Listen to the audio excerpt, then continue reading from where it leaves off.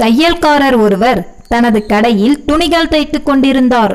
அவருடைய மகன் அருகில் இருந்து அவர் வேலை செய்வதை பார்த்து கொண்டிருந்தான். தையல்காரர் ஒரு புது துணியை எடுத்தார். அதை அழகிய பளபளக்கும் கத்திரிக்கோளால் துண்டுகளாக வெட்டினார். பின்னர் கத்திரிக்கோளை காலருகே போட்டுவிட்டு துணியை தைக்கலானார். துணியை தைத்து முடித்ததும் சிறிய ஊசியை எடுத்து தனது தலையில் இருந்த தொப்பியில் குத்தி பத்திரப்படுத்தினார். இதை பார்த்து கொண்டிருந்த மகன் அவரிடம், அப்பா, கத்திரிக்கோள் விலை உயர்ந்தது, அழகானது, அதை அலட்சியமாக காலடியில் போடுகிறீர்கள். ஊசி சிறியது, மலிவானது, ஆனால் அதை தலையில் பாதுகாக்கிறீர்கள், அது ஏன் என்று கேட்டான். நீ சொல்வது உண்மைதான் என்றார் தையல்காரர்.